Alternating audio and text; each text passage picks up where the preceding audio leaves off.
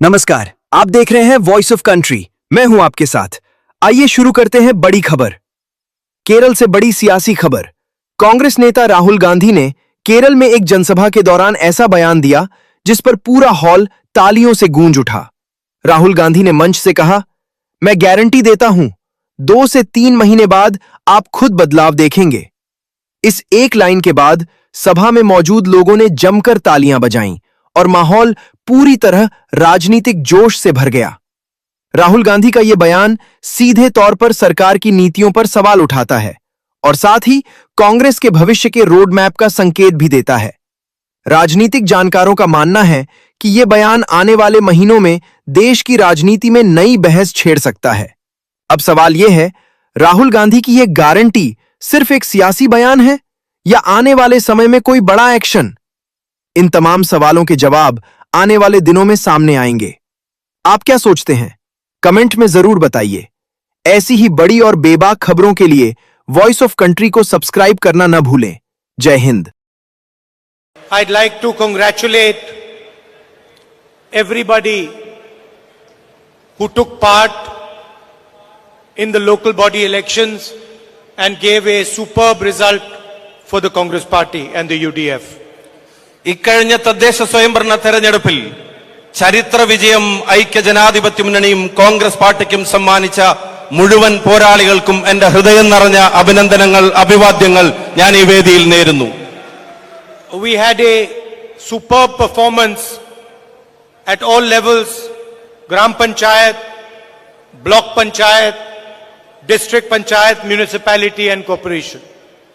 ഗ്രാമപഞ്ചായത്തിലാണെങ്കിലും മുനിസിപ്പാലിറ്റിയിലാണെങ്കിലും കോർപ്പറേഷനിലാണെങ്കിലും ജില്ലാ പഞ്ചായത്തിലാണെങ്കിലും ബ്ലോക്ക് പഞ്ചായത്തിലാണെങ്കിലും ചരിത്ര വിജയമാണ്, അതിഗംഭീര വിജയമാണ് ഐക്യജനാധിപത്യ മുന്നണി ഇത്തവണ നേടിയെടുത്തത് എന്ന് പറയാൻ ഞാൻ ആഗ്രഹിക്കുന്നു.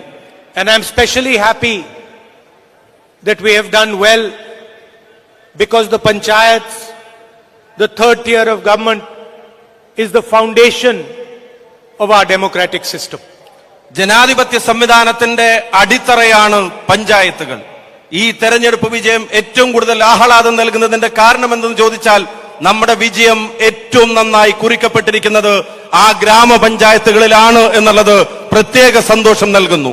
If we want to protect the constitution, if we want to ensure that the constitution survives, we have to protect the third tier of government, the panchayat, the nagarpalikas. ഭരണഘടന സംരക്ഷിക്കപ്പെടണമെങ്കിൽ, ഭരണഘടന നിലനിൽക്കണമെങ്കിൽ ജനാധിപത്യ സംവിധാനത്തിന്റെ മൂന്നാം ഘട്ടം, മൂന്നാം തൂണ് ഈ തദ്ദേശ സ്വയംഭരണ സ്ഥാപനങ്ങൾ, അതിൽ ഓരോരുത്തരുടെയും അവകാശങ്ങൾ സംരക്ഷിക്കപ്പെടേണ്ടതാണ്, ആ സംവിധാനം സംരക്ഷിക്കപ്പെടേണ്ടതാണ്. And you must remember that the idea of the 73rd and 74th constitutional amendment was that of the Congress Party. ഈ ചരിത്ര മുഹൂർത്തത്തിൽ നാം ഓർക്കേണ്ടത് ഭരണഘടനയുടെ 73ഉം 74ഉം വരുന്ന പരിച്ഛേദങ്ങൾ, ആ മാറ്റങ്ങൾക്ക് നേതൃത്വം നൽകിയത്, ഭേദഗതികൾക്ക് നേതൃത്വം നൽകിയത് ഇന്ത്യൻ നാഷണൽ കോൺഗ്രസ് ആണ് എന്നുള്ളത് ഈ ചരിത്ര മുഹൂർത്തത്തിൽ ഓർക്കേണ്ടതാണ്. The foundation of the constitution is one man, one vote. And the idea is that every single Indian citizen should have voice in the running of our country. ഭരണഘടന ഏറ്റവും കരുത്തുറ്റ അടിത്തറ എന്ന് പറയുന്നത് ഒരു വ്യക്തിക്ക്, ഒരു പൗരന് ഒരു വോട്ട് എന്നുള്ള നിലയിലാണ്. ആ ഒരു വോട്ട് ഓരോ പൗരന്റെയും ശബ്ദമാണ്. അത് സംരക്ഷിക്കപ്പെടേണ്ടത് ഇന്ത്യൻ ജനാധിപത്യത്തിന്റെ അനിവാര്യതയാണ്. If you look slightly deeply at the difference between the BJP, the RSS and us, the Congress Party, you will see that they stand for centralization of power and we stand for decentralization of power. RSSും BJPയും കോൺഗ്രസും തമ്മിലുള്ള ആശയപരമായ അന്തരം അത് പരിശോധിക്കുമ്പോൾ നിങ്ങൾക്ക് ബോധ്യപ്പെടുന്ന ഏറ്റവും പ്രധാനപ്പെട്ട കാര്യം RSSും BJPയും ഭരണ സംവിധാനങ്ങളുടെ അധികാരത്തിന്റെ കേന്ദ്രീകരണത്തിന് വേണ്ടി ശ്രമിക്കുമ്പോൾ അതിന്റെ വികേന്ദ്രീകരണം ലക്ഷ്യമാക്കുന്ന പ്രസ്ഥാനമാണ് ഇന്ത്യൻ നാഷണൽ കോൺഗ്രസ് എന്നുള്ളത്. They want compliance from the people of India. They do not want to hear the voice of the people of India. അവരുടെ ആശയങ്ങൾക്ക് അടിമപ്പെടുന്ന ഒരു ജനതയാണ് അവർ ആഗ്രഹിക്കുന്നത്. അതല്ലാതെ ജനതയുടെ ശബ്ദം കേൾക്കാനും കേൾപ്പിക്കാനുമല്ല RSS BJP ആശയങ്ങൾ പ്രാധാന്യം കൊടുക്കുന്നത്. This morning, before this function, I went to an award ceremony for Mrs. Leelavati Teacher ji. ഇന്ന് കാലത്ത് ഈ പരിപാടിയിലേക്ക് വരുന്നതിന് മുമ്പ് ബഹുമാന്യയായ ആദരണീയായ ലീലാവതി ടീച്ചർക്ക് നൽകാനുള്ള ഒരു അവാർഡ് ചടങ്ങിലാണ് ഞാൻ പങ്കെടുത്തത്. 98 years old, gets up at 3 o'clock in the morning, reads and then writes her views. 98-ാം വയസ്സിലേക്ക് പ്രവേശിച്ചിരിക്കുന്ന പ്രിയപ്പെട്ട ടീച്ചർ പുലർച്ചെ 3 മണി എന്നുണ്ടെങ്കിൽ ആ സമയം എഴുന്നേറ്റ് നിന്ന് വായിക്കാൻ സമയം കണ്ടെത്തുന്നു. ആ സമയത്ത് എഴുന്നേറ്റ് അവരെഴുതാൻ തയ്യാറാവുന്നു. അവരുടെ കാഴ്ചപ്പാടുകളെ ഈ പൊതുസമൂഹവുമായി പങ്കുവെക്കുന്നു. One of many people who have defended the voice of Kerala, the voice of the different types of people in Kerala, different traditions in Kerala. മലയാളത്തിന്റെ വൈവിധ്യങ്ങളുടെ ശബ്ദത്തെ, മലയാളത്തിന്റെ സാംസ്കാരികമായ വൈവിധ്യങ്ങളെ അതിനെ സംരക്ഷിക്കാൻ വേണ്ടി പോരാടിയ ഉറച്ച ശബ്ദമായിരുന്നു പ്രിയപ്പെട്ട ലീലാവതി ടീച്ചർ എന്നുള്ളത് നമുക്ക് എല്ലാവർക്കും അറിയാം. And in our conversation today, she said something very powerful. ഇന്ന് ഞങ്ങളുടെ സംഭാഷണത്തിനിടക്ക് കരുത്തുറ്റ ചില വാചകങ്ങൾ അവർ ഞങ്ങളുമായി പങ്കുവെക്കുകയുണ്ടായി. She spoke about the culture of silence. ഇന്ന് അവർ സംസാരിച്ചപ്പോ അവർ പറഞ്ഞ ഏറ്റവും പ്രധാനപ്പെട്ട വാചകം സാംസ്കാരിക നിശബ്ദതയെ കുറിച്ചാണ്. And she explained how this culture of silence is spreading all across India. ഈ നിശബ്ദതയുടെ സംസ്കാരം അത് ഇന്ത്യ രാജ്യത്തെ എങ്ങനെ പടർന്നു പന്തലിക്കുന്നു എന്നതിനെ സംബന്ധിച്ച് വ്യക്തമായൊരു ധാരണ അവർ ഞങ്ങൾക്ക് വരുത്തി തന്നു. The ideological attack of the BJP and the RSS is designed to create a culture of silence. ആശയപരമായി ഈ സാംസ്കാരിക നിശബ്ദതയെ അതിനെ അടിച്ചേൽപ്പിക്കാനും നിർമ്മിക്കാനുമുള്ള ആ ശ്രമങ്ങളാണ് BJPയും RSSഉം രാജ്യമെമ്പാടും നടപ്പിലാക്കിക്കൊണ്ടിരിക്കുന്നത്. They want India to remain silent, India not to express itself, and they want to deliver all the wealth of our country to a few limited business houses. India നിശബ്ദമായിരിക്കണമെന്ന് അവർ ആഗ്രഹിക്കുന്നു. ഇന്ത്യയുടെ ജനത അവരുടെ ഹൃദയവികാരങ്ങളെ, അതിന്റെ ആവിഷ്കരണത്തെ തടസ്സപ്പെടുത്തണമെന്ന് അവർ ആഗ്രഹിക്കുന്നു. എന്നിട്ട് ഈ രാജ്യത്തിന്റെ സർവ്വസമ്പത്തും വിരലിലെണ്ണാവുന്ന ചില കോർപ്പറേറ്റുകൾക്ക് എഴുതി കൊടുക്കാനുള്ള സംവിധാനം മാത്രമായി അവർ ഇന്ത്യ രാജ്യത്ത് മാറുന്നു. They want an India where all our assets, all the people's assets belong to a select few people. India രാജ്യത്തിന്റെ മുഴുവൻ സ്വത്തും, ഈ രാജ്യത്തിന്റെ അഭിമാനമായതെല്ലാം, ഈ രാജ്യത്തിന്റെ ജനതയുടെ അതെല്ലാം വളരെ കുറച്ച് ആളുകളിലേക്ക് മാത്രം ഒതുങ്ങണമെന്ന് ആഗ്രഹിക്കുന്ന ആശയമാണ് BJPയുടേതും RSSന്റേതും.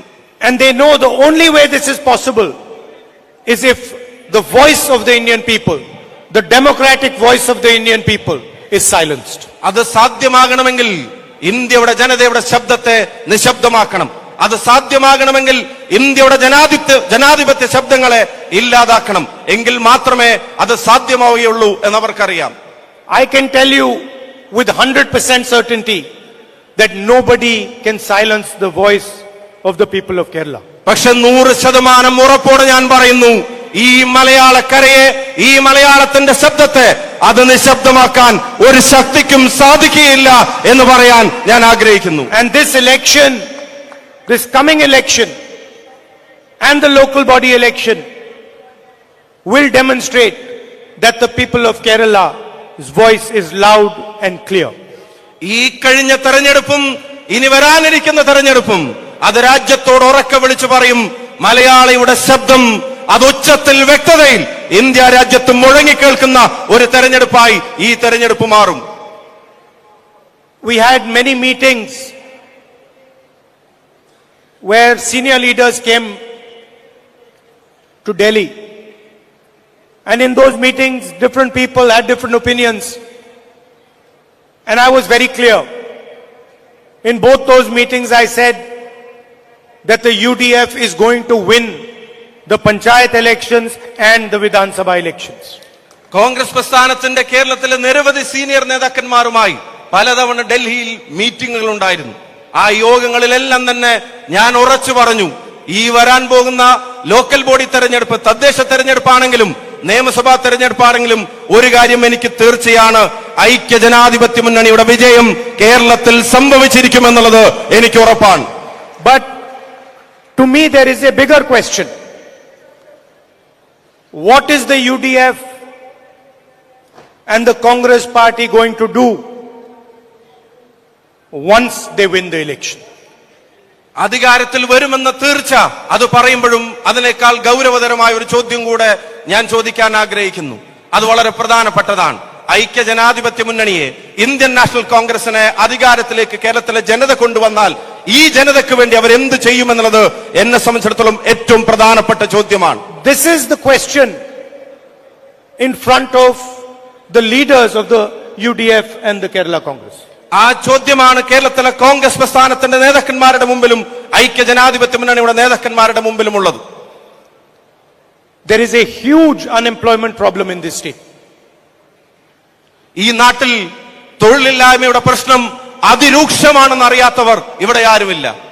The UDF and the Congress party have to provide a vision for Kerala which addresses this unemployment problem.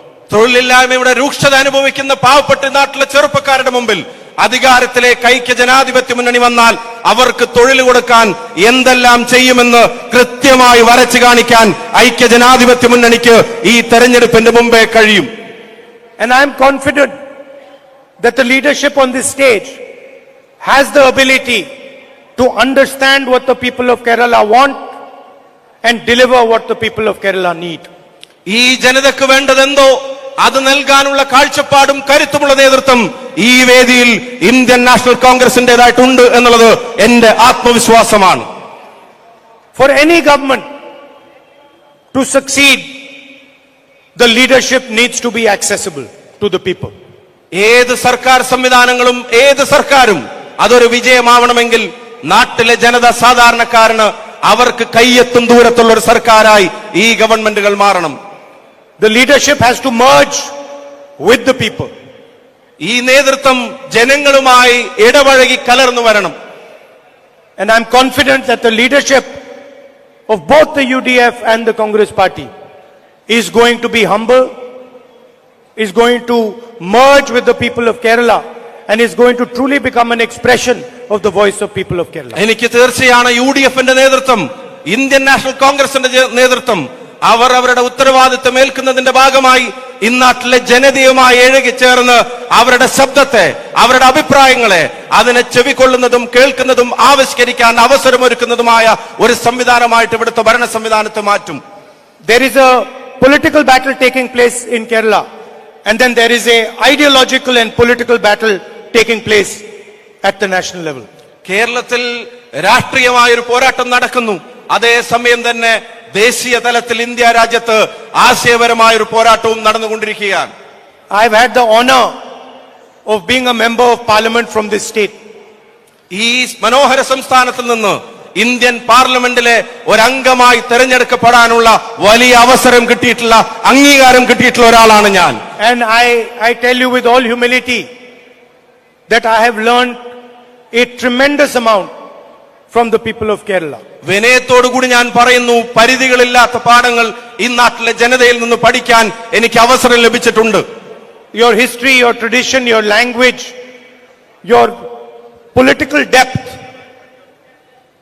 ഈ നാടിന്റെ ചരിത്രം, ഈ നാടിന്റെ സംസ്കാരം, ഈ നാടിന്റെ അഗാധമായ രാഷ്ട്രീയ ബോധം, And most important, your ability to stand together. അതിനേക്കാൾ എല്ലാത്തിലും ഉപരി ഐക്യത്തോടെ നിലനിൽക്കാനുള്ള ഈ ജനതയുടെ കഴിവും ശക്തിയും. Different religions, different cultures, different ideas, all standing together respectfully. മതങ്ങൾ, ജാതികൾ, സംസ്കാരം, ഭാഷ ഇതെല്ലാം പരസ്പര ബഹുമാനത്തോടുകൂടി ഒരുമിച്ച് നിന്ന് മുന്നേറുന്നത് കാണാൻ. And you have shown me how this is done. നിങ്ങളാണ് ലോകത്തെ എന്നെ കാണിച്ചത് ഇതെങ്ങനെയാണ് ചെയ്യുന്നത് എന്ന്.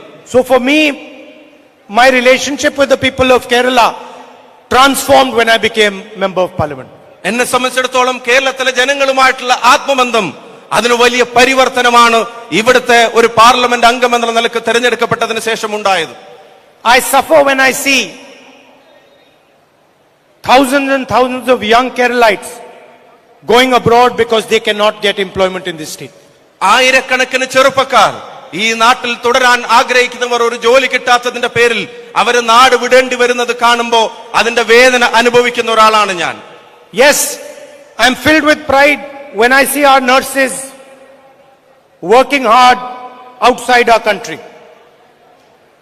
അതേ സമയം തന്നെ ഈ നാടിന് അഭിമാനമായ നമ്മുടെ മാലാഖമാർ, പ്രിയപ്പെട്ട നഴ്സുമാർ രാജ്യത്തിന്റെ അതിർത്തികൾക്കപ്പുറത്ത് നടത്തുന്ന കഠിനാധ്വാനത്തെ ഞാൻ അഭിമാനത്തോടെയാണ് നോക്കിക്കാണുന്നത്. And I feel pride when I see what the people of Kerala have achieved in Dubai, in many different cities of the world. Dubai ഉൾപ്പെടെയുള്ള ഗൾഫ് രാജ്യങ്ങളിലും ലോകത്തിന്റെ നാനാവിധ പ്രദേശങ്ങളിലും ഈ മലയാളി സമൂഹം ഉണ്ടാക്കിയിട്ടുള്ള നേട്ടങ്ങളെ വലിയ അഭിമാന ബോധത്തോടുകൂടി നോക്കിക്കാണാൻ ആഗ്രഹിക്കുന്ന ഒരാളാണ് ഞാൻ. But we need to free the people of Kerala so they can do whatever they do abroad, they can do it in Kerala itself. പക്ഷേ കേരളത്തിലെ ജനങ്ങൾക്ക് ഒരു അവസരം ഒരുക്കേണ്ട ഉത്തരവാദിത്വം നമുക്കുണ്ട്. അവരിവിടുന്ന് പോകുന്നത് അത് നിർബന്ധിതമായ ഒരു അവസ്ഥയിലാവരുത്. ലോകത്തിന്റെ ഏത് കോണിലും അവർ ചെയ്യുന്ന കാര്യത്തെ അഭിമാനത്തോടെ നമ്മുടെ നാട്ടിലും ചെയ്യാനുള്ള അവസരം അവർക്ക് ഒരുക്കി കൊടുക്കാൻ നാം പ്രതിജ്ഞാബദ്ധമാണ്. When I was discussing with my sister before the last election about her becoming a member of parliament of Kerala, ഞാൻ എന്റെ സഹോദരിയുമായി കഴിഞ്ഞ പാർലമെന്റ് തെരഞ്ഞെടുപ്പിന്റെ മുമ്പ് അവരിവിടെ മത്സരിക്കുന്നതുമായി ബന്ധപ്പെട്ട കാര്യങ്ങൾ ചർച്ച ചെയ്തുകൊണ്ടിരിക്കുമ്പോൾ I told her, listen, this is not a logical decision, this is an emotional decision.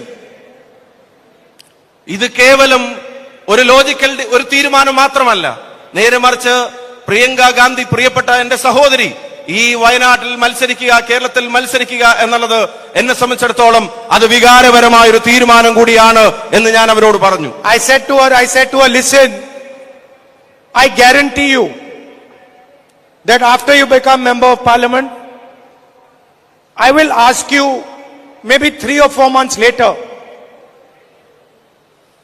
how do you feel?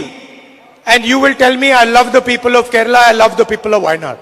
ഞാൻ അവരോട് പറഞ്ഞു, ഞാൻ ഉറപ്പ് നൽകുന്നു, 3-4 മാസങ്ങൾക്കപ്പുറം ഈ നാടിന്റെ ജനപ്രതിനിധിയായി തെരഞ്ഞെടുക്കപ്പെട്ടാൽ ഇപ്പൊ എന്ത് അനുഭവപ്പെടുന്നു എന്ന ചോദ്യത്തിന് പറയാൻ പോകുന്ന ഉത്തരം തീർച്ചയായും ഞാൻ വയനാട്ടിലെയും കേരളത്തിലെയും എന്റെ ജനങ്ങളെ സ്നേഹിക്കുന്നു എന്നതായിരിക്കും നിങ്ങളുടെ മറുപടി എന്ന് ഞാൻ അവരോട് പറഞ്ഞു. And every 2 or 3 weeks she describes to me something new that she has learned from the people of Kerala. ഓരോ 2-3 ആഴ്ചകൾക്കപ്പുറം ഈ ജനതയിൽ നിന്ന് പകർന്നു കിട്ടിയ പുതിയ അറിവുകളെ സംബന്ധിച്ച് ആവേശത്തോടെ അവരെന്നോട് വിശദീകരിക്കാറുണ്ട്. You have all these things here, so sometimes you take them for granted. ഈ നാട്ടിൽ നിങ്ങൾ ഇതിനെല്ലാം കൊണ്ട് നടക്കുമ്പോ യുദ്ധത്തെ മുല്ലക്ക് മണമില്ലെന്ന് പറയുന്നത് പോലെ ചിലപ്പോൾ നിങ്ങൾ അതങ്ങനെ സാധാരണഗതിയിലുള്ള ഒരു കാര്യം മാത്രമായി ഏറ്റെടുത്ത് കാണാറുണ്ട്. You have natural beauty.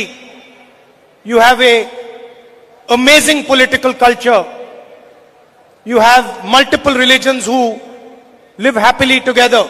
You are used to these things and you take them for granted. അനന്തമായ പ്രകൃതി സൗന്ദര്യം, പല മതങ്ങൾ ഒരുമിച്ച് ചേർന്ന് ഇഴുകിച്ചേർന്ന് ജീവിക്കുന്നത്, അതുപോലെ തന്നെ മികച്ച രാഷ്ട്രീയ ബോധം, ഇതെല്ലാം നിങ്ങൾക്കുണ്ടാവുമ്പോ ഇത് നിങ്ങൾ സാധാരണഗതിയിലുള്ള ഒന്ന് മാത്രമായി അതിനെ കണ്ടവഗണിക്കാറുണ്ട്.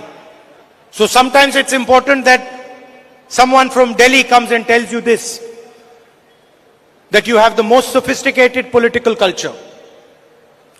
അതുകൊണ്ട് തന്നെ ചിലപ്പോഴൊക്കെ അത് വളരെ പ്രധാനപ്പെട്ടതാണ്.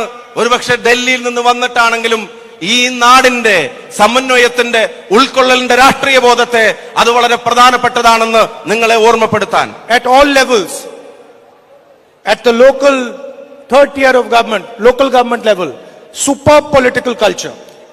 അത് ഏത് തലത്തിലെടുത്ത് നോക്കിയാലും തദ്ദേശ സ്വയംഭരണ സ്ഥാപനങ്ങൾ പോലും അതിഗംഭീരമായ രാഷ്ട്രീയ സംസ്കാരമാണ് ഈ കേരളം വെച്ചു പുലർത്തുന്നത് എന്ന് പറയാതിരിക്കാൻ കഴിയില്ല. I don't think there are panchayat presidents of this quality anywhere in the rest of the country. ഈ ത്രിതല സംവിധാനത്തിന്റെ തലപ്പത്തിരിക്കുന്ന പഞ്ചായത്ത് അധ്യക്ഷന്മാരെക്കാൾ മികച്ച നിലവാരം പുലർത്തുന്നവർ രാജ്യത്തെമ്പാടുമുണ്ട് എന്ന് എനിക്ക് പറയാൻ സാധിക്കില്ല. Because you are emerging from a political process. കാരണം നിങ്ങൾ ഉയർന്നു വരുന്നത് ഒരു വലിയ രാഷ്ട്രീയ പോരാട്ടത്തിലൂടെയാണ്.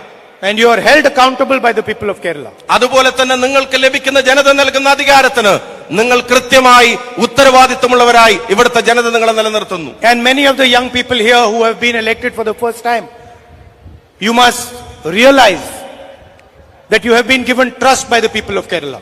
ഈ ത്രിതല പഞ്ചായത്ത് സംവിധാനങ്ങളിലേക്ക് തെരഞ്ഞെടുക്കപ്പെട്ടിട്ടുള്ള ഒരുപാട് യുവ സഹോദരങ്ങൾ, ആ യുവ സഹോദരങ്ങളോട് ഞാൻ പറയുന്നു, നിങ്ങളിൽ ജനങ്ങൾ അർപ്പിച്ച വിശ്വാസത്തെ കാക്കാൻ നിങ്ങൾ തയ്യാറാവണം. This is the most important thing that the people of Kerala can give you. ഈ നാട്ടിലെ ജനതക്ക് നിങ്ങൾക്ക് നൽകാൻ കഴിയാവുന്ന ഏറ്റവും വലിയ അംഗീകാരമാണ് അവർ നിങ്ങളിൽ അർപ്പിക്കുന്ന വിശ്വാസം. Respect this trust, cherish this trust, defend this trust. ആ വിശ്വാസത്തെ മുറുകെ പിടിക്കണം, ആ വിശ്വാസത്തെ ഹൃദയത്തിൽ കൊണ്ട് നടക്കണം, ആ വിശ്വാസത്തെ ജനങ്ങൾക്കൊപ്പം നിന്ന് പ്രതിരോധിച്ച് മുന്നോട്ട് പോകണം. And remember that in the end, as a member of the Congress party, you are defending the Constitution of India. അതിന്റെ ഒടുവിൽ നിങ്ങൾ തിരിച്ചറിയേണ്ട ഒരു പ്രധാനപ്പെട്ട കാര്യം, ഇന്ത്യൻ നാഷണൽ കോൺഗ്രസിന്റെ ഒരു എളിയ അംഗം എന്നുള്ള നിലക്ക് നിങ്ങൾ സംരക്ഷിക്കാൻ പോകുന്നത്, സംരക്ഷണത്തിന്റെ ഉത്തരവാദിത്വം ഏറ്റെടുക്കാൻ പോകുന്നത് ഇന്ത്യയുടെ ഭരണഘടനയുടേതാണ് എന്ന ഓർമ്മ നിങ്ങളിൽ ഉണ്ടായിരിക്കണം. And you are not going to allow a culture of silence to pervade this country. നിശബ്ദതയുടെ സംസ്കാരത്തിനെ വളരാൻ അനുവദിക്കാത്തവരായി നിങ്ങൾ മാറണം. Thank you very much. ഹൃദയം നിറഞ്ഞ നന്ദി ഈ ജനതയോട്. And I wish all of you all the best for the coming election. And I'm confident that you will stand together and win a thumping majority in the Vidhan Sabha elections. വരാനിരിക്കുന്ന നിയമസഭാ തെരഞ്ഞെടുപ്പിന് നിങ്ങൾക്ക് എല്ലാവിധ വിജയാശംസകളും ഞാൻ നേരുന്നു. എനിക്ക് തീർച്ചയാണ് ഉജ്ജ്വല ഭൂരിപക്ഷത്തോടെ കേരളം ഐക്യ ജനാധിപത്യ മുന്നണി വീണ്ടെടുക്കുമെന്ന്.